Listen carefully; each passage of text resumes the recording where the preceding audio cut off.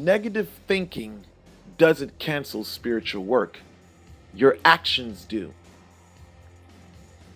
This train of thought comes from those that subscribe to the philosophy of mentalism, excuse me. A lot of people use this when it comes to spiritual work because they can't supply the demand. Just like the technique of, oh, someone's doing work on you. This is why it didn't happen. Somebody put a roadblock in your way, so we got to do more work, so we can break the spell. This is another technique that fake charlatans, fake Wugans, fake Babalaos utilize in order to get more money from you.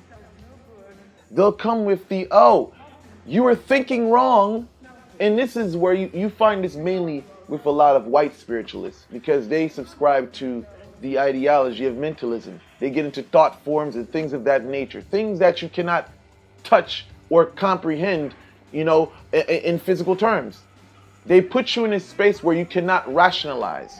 So therefore, you have to go with what they say. So now, you have to pay for another ritual. And they say, well, this time around, you won't think so negative. So now you start beating yourself. You start putting a lot of pressure on yourself. And you start living in fear for every normal day things.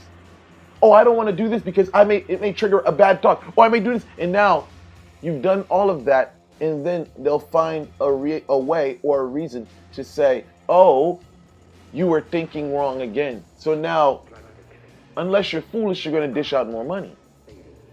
But in the real world, in the practical world of spiritual work, we are all going to have doubts at times. And this is where you find doubting Thomas in the scripture. The scripture was giving us a lesson to learn from doubting Thomas. Even Peter. The scripture was giving us lessons so that we know that human beings are subject to being weak-willed at times. Sometimes when you think about it, when you was at church, you hear my will is weak, or the spirit is willing but the flesh is weak.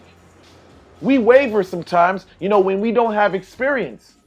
We waver and we're in like, oh my God, is this working or is this going to work? Oh my God, and we fall and start getting into this pessimism. Pessimism is natural, but pessimism doesn't cancel what's done. It's like a firearm. When you're shooting your firearm, or if you're shooting your firearm at someone, that person can believe what they want to believe. They can say, oh, I got a protection from Ogu. I got protection from, Zarabanda. I don't give a fuck. You can believe what you want to believe. But I know likelihood this bullet from this Glock 9, if I shoot you in the fucking head, you're going to be one dead motherfucker. And that's the real world. That's the real world that a lot of fake spiritualists want to basically project on most people. They want you to get into this irrational thing where, you can't decipher between reality and what's not reality.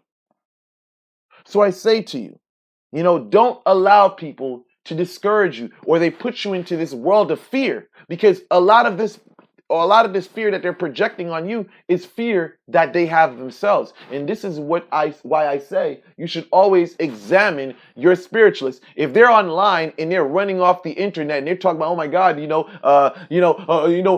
got to leave this because I'm being spiritually attacked, or I got to leave the internet because this is whatever reason, and they're going through a war with another spiritualist, that should show you that this guy, how can this person teach me, and this person's running like a coward? Why should I even consider this person? Salfe siliwe. What you do is what you see. Your actions dictate whether you're going to be successful or not. When you read of stories such as Naaman, you hear of stories of Samson, you read of all these great stories in the Old Testament part of Scripture. What made a lot of these people successful was their actions.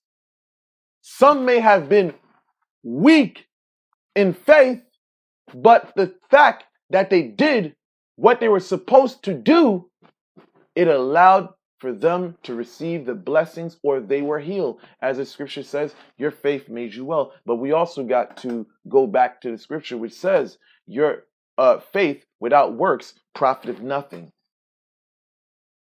Salve se liwe. So with that said, I conclude this video and I'm out.